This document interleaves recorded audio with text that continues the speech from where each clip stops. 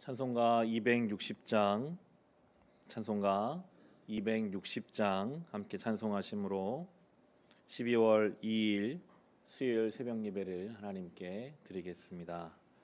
찬송가 260장입니다.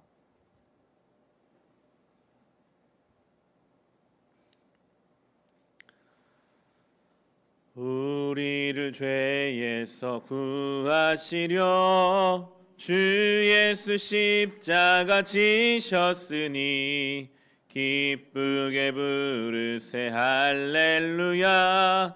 나 구원 얻었네. 찬송하세 찬송하세 주님 나를 구하셨네. 찬송하세 찬송하세 주가 구원하셨네. 우리를 주께서 구했으니 이전에 가던 악한 일과 주하고 더러운 모든 죄를 온전히 버렸네. 찬송하세 찬송하세 주님 나를 구하셨네. 찬송하세 찬송하세 주가 구원하셨네. 나 지금 죄에서 사함받아 거룩한 백성이 되었으니 이 육신 장막을 벗을 때도 겁날 것 없겠네. 찬송하세 찬송하세 주님 나를 구하셨네. 찬송하세 찬송하세 주가 구원하셨네. 우리가 이 세상 떠날 때에 예수의 손목을 굳게 잡고 영원히 즐거운 천국에서 주 함께 살겠네. 찬송하세 찬송하세 주님 나를 구하셨네. 찬송하세 찬송하세 주가 구원하셨네. 아멘. 함께 기도하실 때 우리 환우들을 위해서 오늘 같이 기도합시다. 우리와 우리의 가족과 우리의 교우들 중에 우리의 주변에 아프고 병든 자들 주님 기억하여 주셔서 그 아픈 곳 위에 부활과 생명이신 예수 그리스도의 그 손을 얹어 주시옵소서. 육신뿐만 아니라 마음과 영혼이 건강하지 못한 우리의 삶이 있습니다. 모든 병들고 온전하지 못한 곳을 예수의 이름으로 건강하게 하시고 온전케 하시고 회복하여 주시옵소서. 특별히 전염병으로 인해 어려운 중에 있는 우리나라 또 우리 지역에도 코로나의 확산세가 진행되고 있습니다. 주님 이것을 막아주시고 회복하여 주시고 또한 우리를 지켜주시고 이때를 잘 이겨낼 수 있는 힘과 지혜를 우리 모두에게 허락하여 주시옵소서. 우리 함께 기도하겠습니다. 하나님 아버지, 병든 자를 고치시고 아픈 자를 위로하시는 주님, 이 시간 우리 아프고 병든 곳 위에 죽음을 이기신 예수 그리스도의 부활의 생명을 구합니다. 주여, 몸이 아프고 병들어서 신음하고 낙심하고 그 삶이 흔들리는 우리를 주님 아십니다. 주여, 아픈 곳을 주님께 맡깁니다. 너는 내게 부르짖으라 내가 내게 응답하겠고 내가 알지 못하는 크고 비밀한 일을 내게 보이리라 하시는 주님, 우리 아픈 곳, 병든 곳, 건강하지 못한 모든 것 주님께 맡기오니 우리가 알지 못하는 크고 비밀한 일을 그 가운데 이루어 주시옵소서. 몸은 건강할지라도 마음과 영혼이 건강하지 못하여 흔들리는 인생들도 참 많습니다.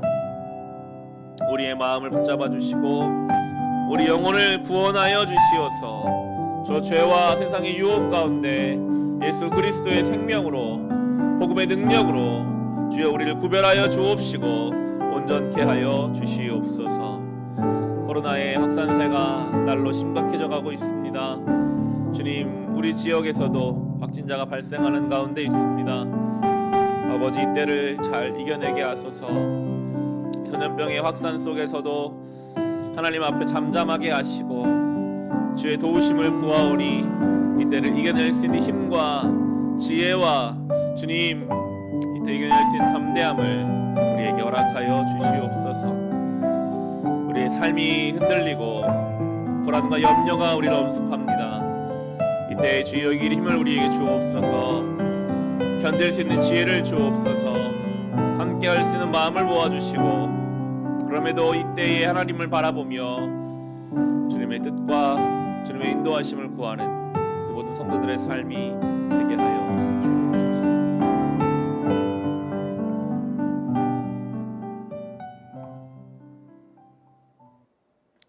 하나님 아버지, 우리 아프고 병든 곳 위에 주님의 은혜를 부어주시기를 간구합니다.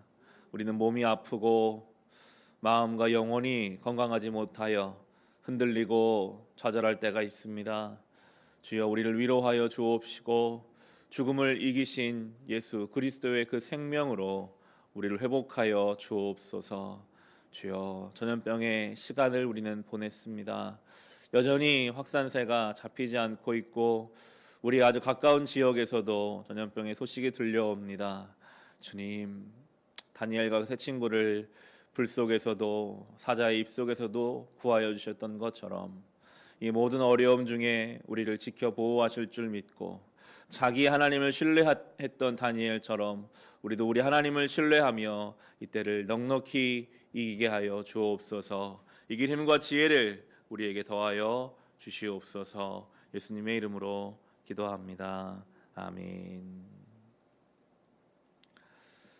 오늘 주신 말씀 함께 보겠습니다. 다니엘서 7장 15절부터 28절까지의 말씀입니다. 다니엘서 7장 15절부터 28절까지의 말씀입니다.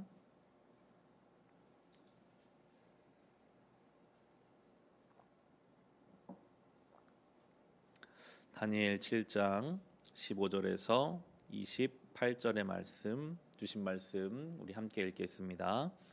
나 다니엘은 마음속이 괴롭고 머리에 환상들이 나를 번민하게 해서 거기에 서 있는 천사들 가운데 하나에게 가까이 가서 이 모든 일을 두고 참 뜻을 물었다. 그가 나에게 설명하면서 그 일을 풀이하여 알려주었다. 이 큰 짐승 네 마리는 앞으로 땅에 일어날 내 왕이다. 그러나 가장 높으신 분의 성도들이 나라를 얻을 것이며 영원히 그것을 누릴 것이다. 그때 나는 넷째 짐승의 참 뜻을 더 알고 싶었다. 이 짐승은 다른 모든 짐승과 달랐으며 매우 사납고 새 이빨과 놋새 발톱으로 먹이를 잡아먹고 으스러뜨리고 그 나머지 짐승들을 발로 짓밟아 버렸다. 나는 또 그 짐승의 머리에 있던 10뿔과 새로 돋아난 다른 뿔 하나도 알고 싶었다. 그 다른 뿔 앞에서 새 뿔이 빠졌다. 그 뿔에는 눈돌이 있고 크게 떠드는 입이 있었으며 그 모습이 다른 뿔보다 강하게 보였다. 내가 보고 있을 때에 새로 돋은 그 뿔이 성도들에 맞서서 전쟁을 일으키고 그들을 이겼으나 옛적부터 계신 분이 오셔서 가장 높으신 분의 성도들의 권리를 찾아주셔서 마침내 성도들이 나라를 되찾았다. 그 천사가 이렇게 말하였다. 넷째 짐승은 땅 위에 일어날 넷째 나라로서 다른 모든 나라들과 다르고 온 땅을 삼키며 짓밟고 으스러뜨릴 것이다. 그 10뿔은 이 나라에서 일어날 10왕이다.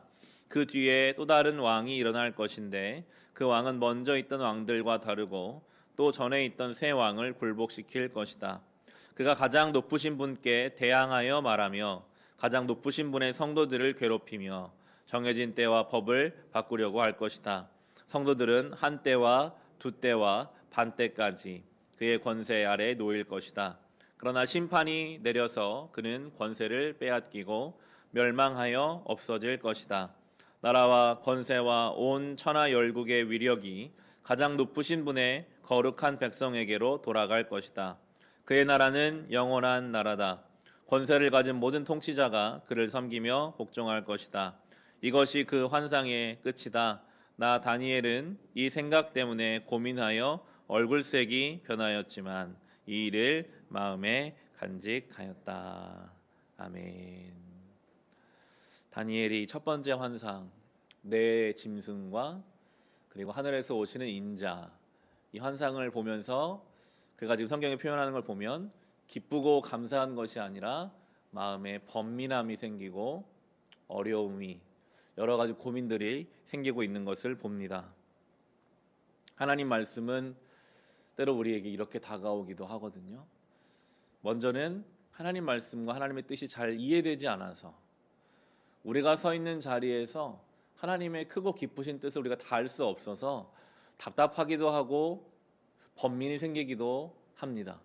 그 내용 자체는 물론이요, 지금 우리가 살고 있는 현실 속에서의 말씀, 하나님의 뜻을 찾지 못할 때가 있잖아요.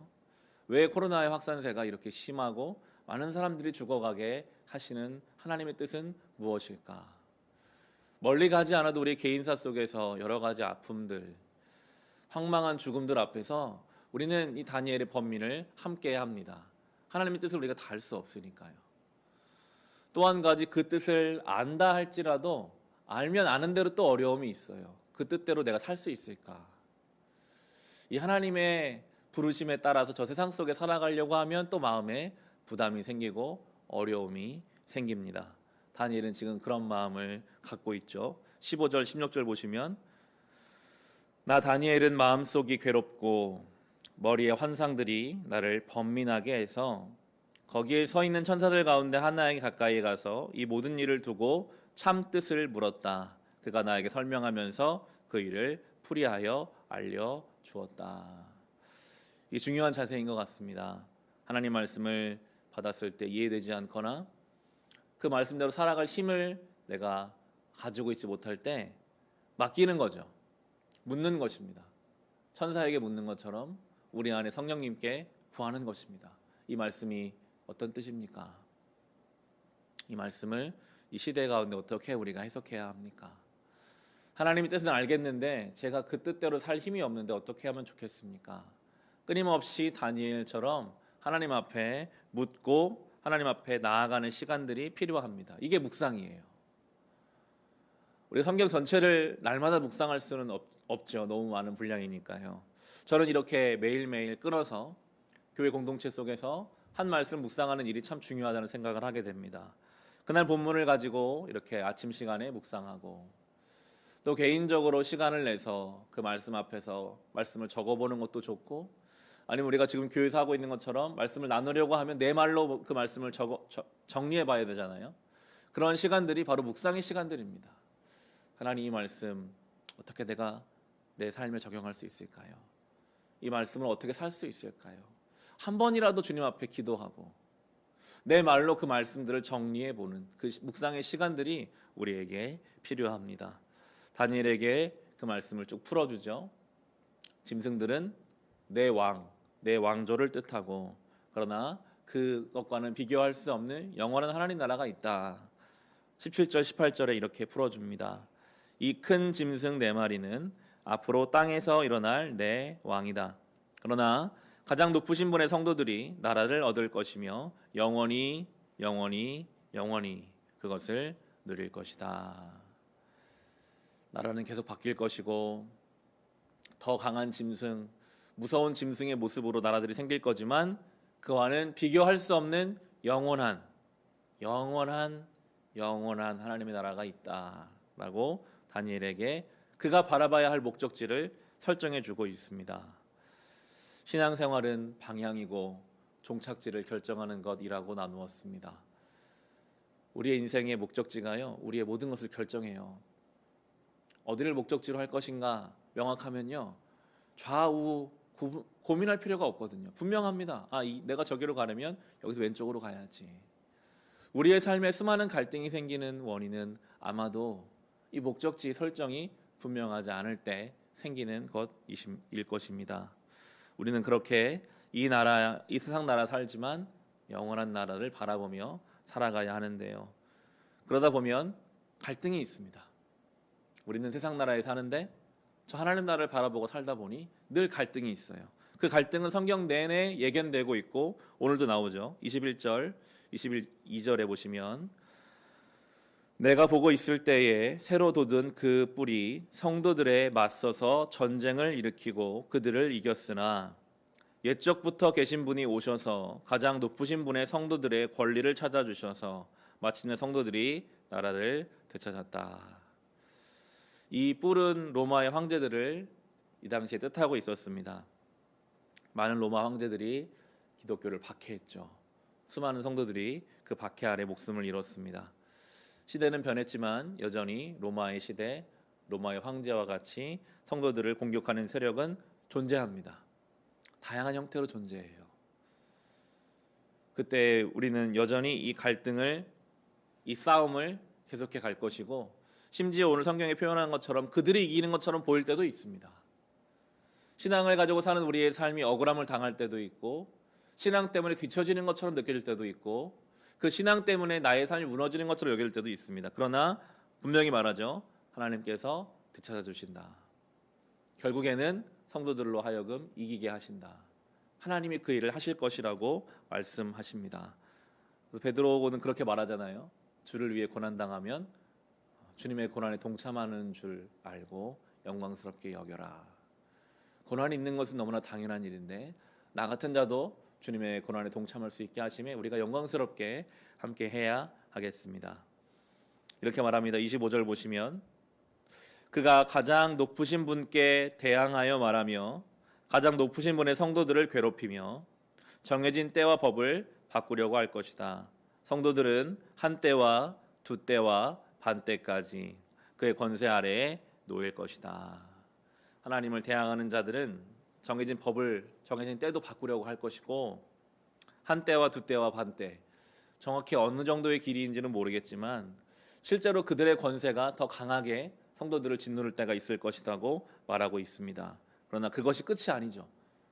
그런 때가 있겠지만 그것이 결론은 아닙니다. 26절 27절입니다. 그러나 심판이 내려서 그는 권세를 빼앗기고 멸망하여 없어질 것이다. 나라와 권세와 온 천하 열국의 위력이 가장 높으신 분의 거룩한 백성에게로 돌아갈 것이다. 그의 나라는 영원한 나라다. 권세를 가진 모든 통치자가 그를 섬기며 복종할 것이다. 이것이 우리 믿음입니다. 예수의 십자가에서의 죽음은 끝이 아니었습니다. 그게 시작이었죠. 복음의 시작이고 교회의 시작이고 생명의 시작이었습니다. 우리가 이 믿음의 길을 걸으며 당하는 억울함이 있다면 결코 하나님은 그것으로 끝나지 않게 하십니다. 그것이 시작이 되고 은혜의 출발점이 될 것입니다. 그것을 믿고 그것을 경험하고 그것을 기다리는 성도의 삶이 되어야 하겠습니다. 다니엘은 이 환상을 마음에 간직하고 새겼습니다. 우리도 오늘 주신 이 말씀을 우리의 마음에 새기고 간직하며 붙잡으며 삶의 중심을 삼으며 살아갈 수 있기를 우리 주님의 이름으로 축원합니다. 이 시간 주신 말씀으로 개인의 기도